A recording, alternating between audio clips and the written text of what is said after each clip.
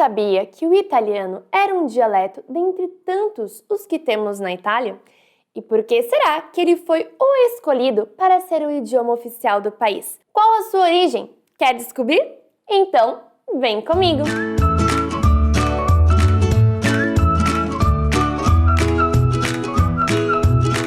Eu sou a Priscila, professora de italiano e criadora do Método Parlo, um método focado na comunicação para que você possa falar italiano com segurança em 6 meses. E se você quiser saber mais informações sobre o meu curso de italiano, um programa completo do zero ao avançado, com videoaulas, aulas ao vivo, aulas de conversação, o link está aqui na descrição do vídeo. Lá você terá as informações completas sobre a nossa nova turma.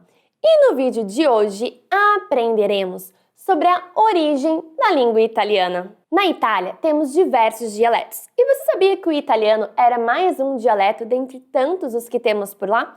Mas porque justamente ele foi o escolhido para ser o idioma do país? Para responder essa pergunta, preciso te contextualizar historicamente.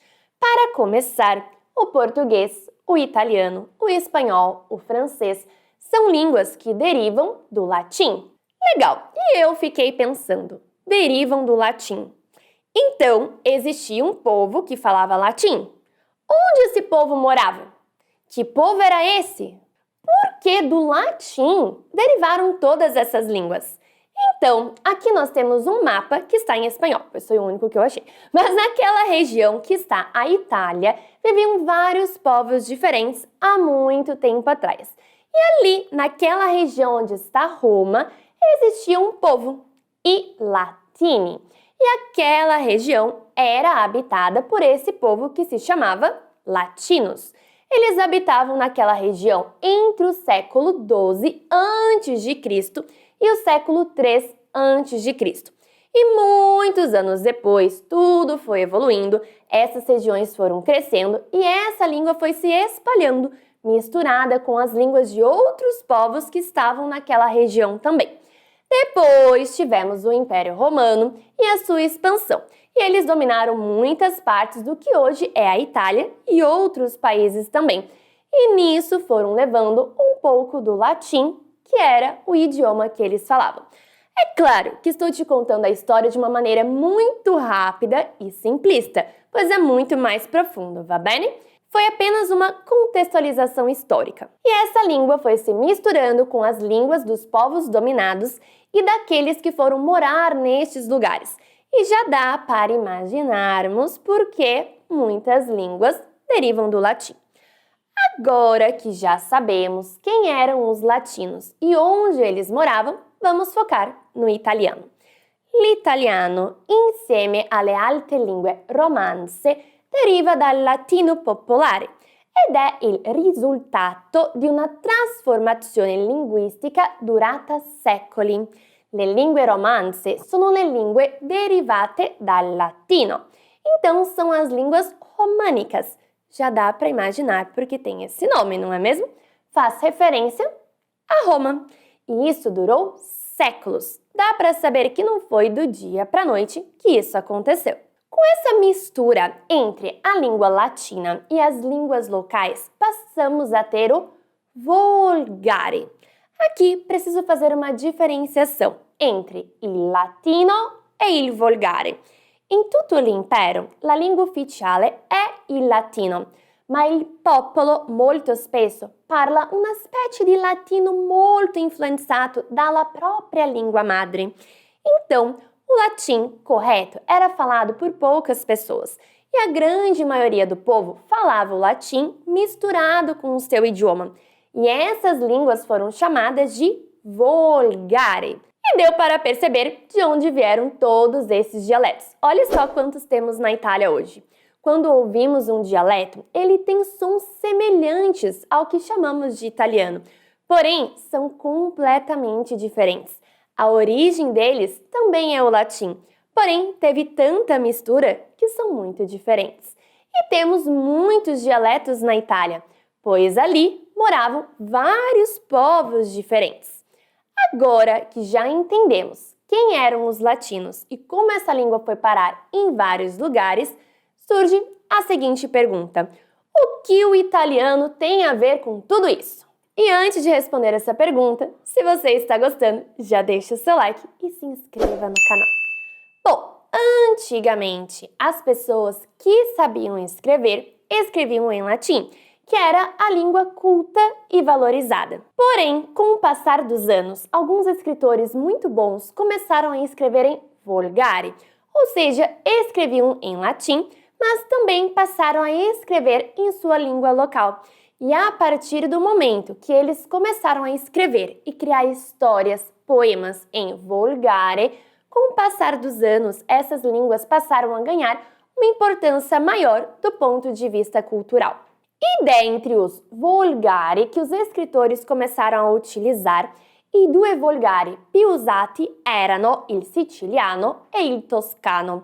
Tra questi due, il toscano era il più usato perché compaiono lì, nel giro di pochi decenni, quelli che diventeranno famosi scrittori in volgare. Dante Alighieri, Petrarca e Boccaccio, tutti toscani. E do volgare toscano derivou-se o italiano. Então aqui estamos entrando no período a partir de 1200.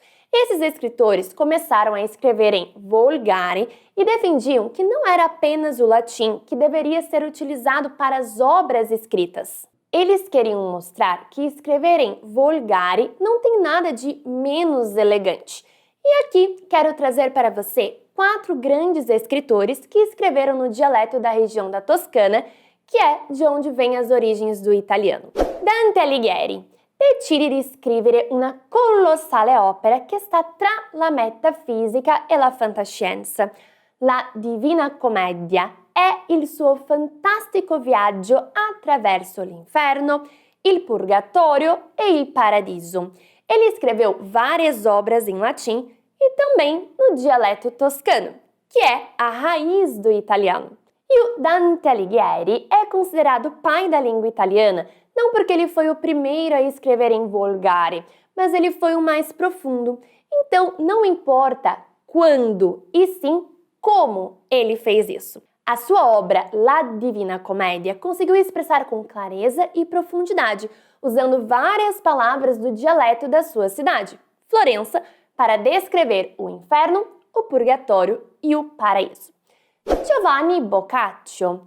Lui scrive il Decameron, raccolta di racconti. È stato il primo grande modello di narrativa volgare.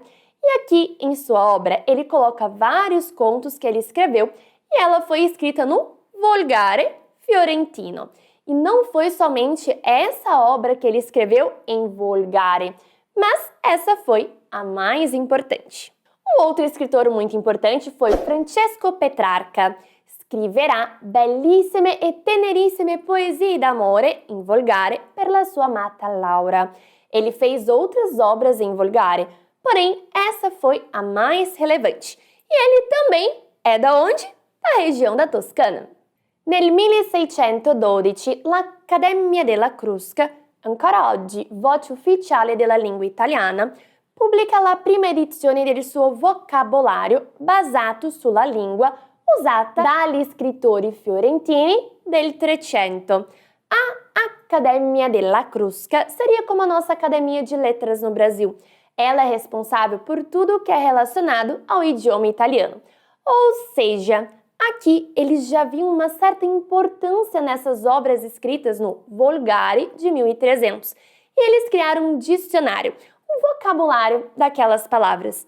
Você consegue perceber que isso foi vindo através dos séculos? Não foi uma decisão do dia para a noite. Foi algo bem literário que foi sendo levado até a decisão de escolher este dialeto em si.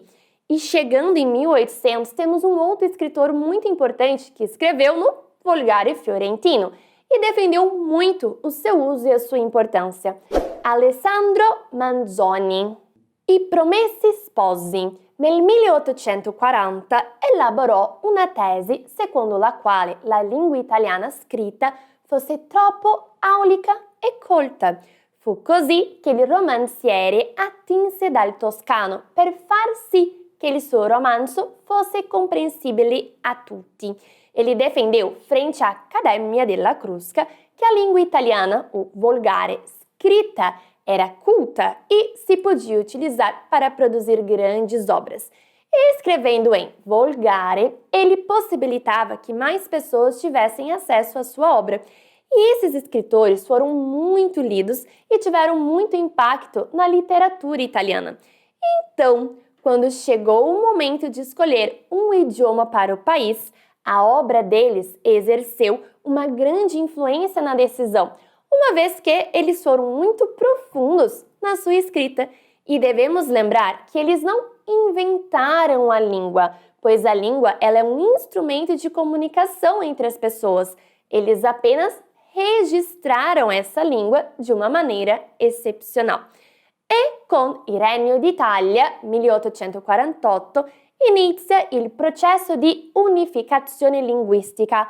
Con l'unità politica inizia il processo di unificazione linguistica della penisola e il toscano fu reso la lingua ufficiale del paese, considerato come la base dell'italiano moderno. Então aqui a gente pode ver que a escolha do italiano, que tem a origem no dialeto toscano, não foi algo que aconteceu da noite para o dia, mas que foi evoluindo com os tempos, e com essas grandes obras desses escritores, era um dialeto que se tornou muito profundo, e quando tiveram que escolher um idioma para o país, a melhor escolha era o italiano.